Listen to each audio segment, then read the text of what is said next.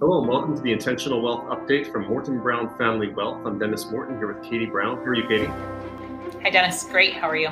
Good, good. We're here in the week of September 26th, 2022, and we're talking a little bit about sentiment, about projections. We're hearing a lot of conversations from clients about concerns over the economy. There's a lot of things that have been going negative recently in the markets and some of the economic data points. But we want to talk a little bit and go deeper dive on how those numbers are showing up, and then strategies that historically might have worked, but right now might not be as effective, and how we navigate a really volatile market. So Katie, you found some data points about where consumer sentiment is right now across a wide spectrum of issues.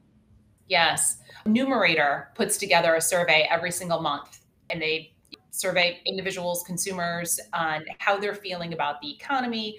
They've been doing a lot of surveys around COVID as well, but kind of specifically, some of the things that we were looking at is related to the economic sentiment. And it was interesting because on a scale of 1 to 10, only 1.5% of people placed their economic concerns from like a 0 to 2. Everybody else was 3 or greater, and 70% were in the 8 to 10 range of concern over the economy. And it's just been interesting to kind of watch some of those trends. I mean, we talked about this before, that sentiment is really, really low right now. But I think the thing that we found fascinating is the things that people are concerned about. So Dennis, what were some of the highlights in there where people express concerns specifically? Yeah, people were concerned about gas prices. They were concerned about food. They were concerned about some of those very volatile elements of the consumer price index that, yes, had spiked up a lot earlier this year. But inflation is a backward-looking number, and these are forward-looking expectations. So there might be a little bit of a disconnect. In fact, just this morning, Bank of America had put out that the consumer commodities like oil, wheat, cotton, aluminum, lumber, chicken wings, all of them have been massively up earlier this year. All of them are 30% off of their highs now. Those highs having been reached somewhere in the midpoint of the year. So consumers are looking forward and saying, recognize what they had been paying. But those prices have come way back down. Lumber prices, I believe, are back down below where they were pre-pandemic. And even gas prices, at one point earlier this year, retail gas prices nationwide were up 40-some%. They've pulled back by almost 20%, and now are sitting at around 12% to the upside, which is still an increase. But is it worthy of that 90% pessimism of all the things that are kind of coming down the pike? I'm not quite so sure. Right, right. Even inflation, 77% of the people that took this survey reported that they thought inflation was going to be higher over the next few months. Now, this was done in September, and we are now in our third month of a downtrend of inflation, and we haven't factored in this last round of rate increases. So I expect that inflation number will probably continue to trend down a little bit. Now, granted, it's not a very fast downtrend that we're on, but nonetheless, it has been moving down since June. And so interesting that more than 3/4 of the respondents feel as if it's going to be even higher going forward, which, I mean, we'll have to wait and see. But it's the consumer sentiment survey that's going out seems to be a little bit behind the curve. There's a term. Go. Yeah. So one criticism that's been coming out a lot recently is that the Federal Reserve is behind the curve or ahead of the curve. They're just disconnected. They're not on top of it. If we can be honest with each other for a minute, every single one, it's just between us. Every single one of us, Katie and I included, is behind the curve because things are moving so fast. Like, policy was not meant to go this fast. And this is getting a little wonky, but what's happening in Great Britain right now between monetary and fiscal policy, it's day to day. And when things move that fast, if we try and project things out, we're bound to be wrong. Snapshot in time on one day to the next, we're going to be wrong at some point, we're going to be right at another point. But I think it makes it really difficult for us as consumers to pick the right worry, so to speak. Of all the things that we could worry about, what are the right things? And Katie, you and I were talking about just this idea of, is this a crisis or is this my crisis? Because there are any number of crises happening around the world right now. If you want to choose geopolitics and what's happening in Russia and Ukraine, if you want to choose inflation, if you want to choose interest rates or the stock market or cryptocurrency, pick your crisis. They're all out there. many of them are going to be completely irrelevant to you. But you have to find the right ones, which are. What are your thoughts on that, Katie? I think that's a great question to ponder. Absolutely.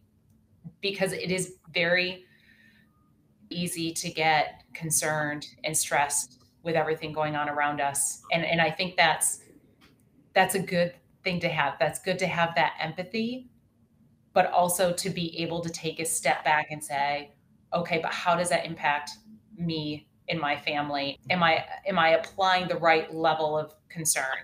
Because sometimes I think we do let outside factors influence us, maybe to a degree that could be unhealthy. It's okay to have concern for others, but is it influencing my own decisions and my own actions, unnecessarily?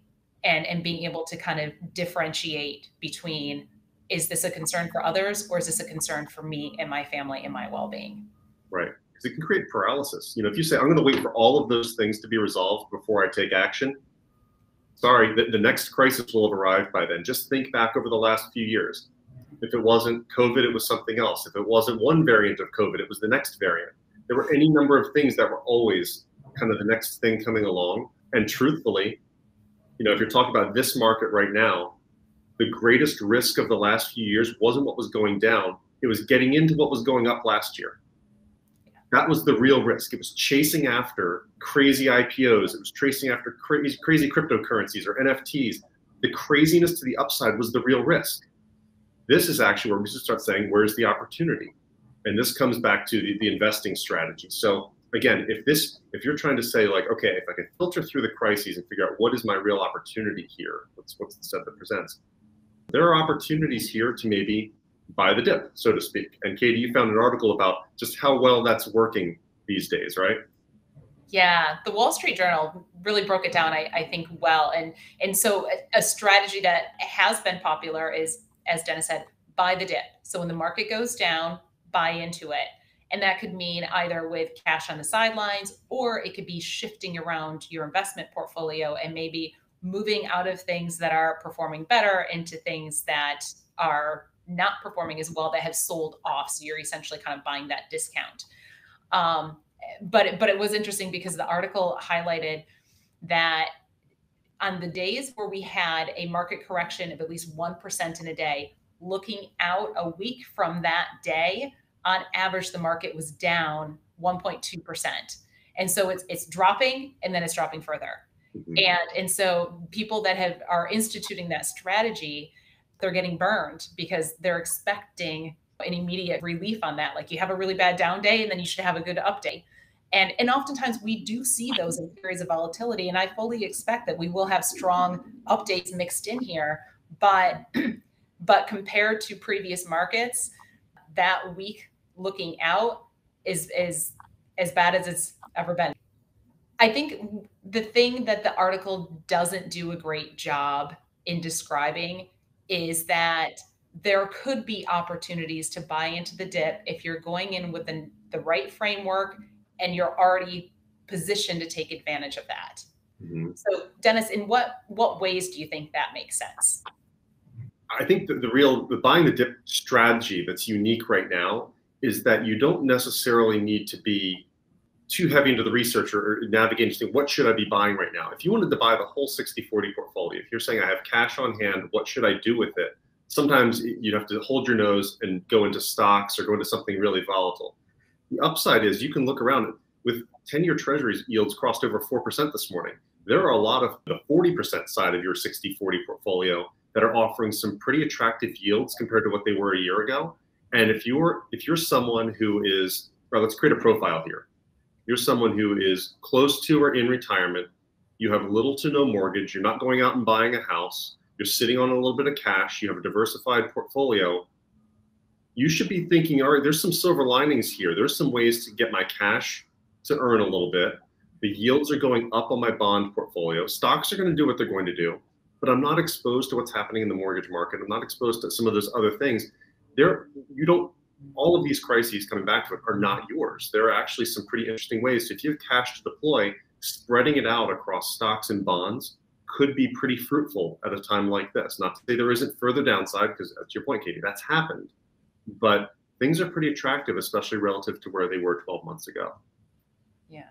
And I think that's the important thing is if you're going to put additional money to work, make sure that it's longer term money and don't expect to look up next week or next month and have a much, higher balance. You may not catch Right. a bounce that quickly. It's really knowing how much you need to have in emergency reserves. And then if you have excess, you said things are cheaper now. So if that Right. excess is intended for longer term goals, then it probably does make sense to put some of that additional cash to work. Right, right. And I think coming back to one other question or comment that's always comes up at times like this is, should I go to cash? Should I go to cash? I think when we talk about the first casualty of any conflict is the plan.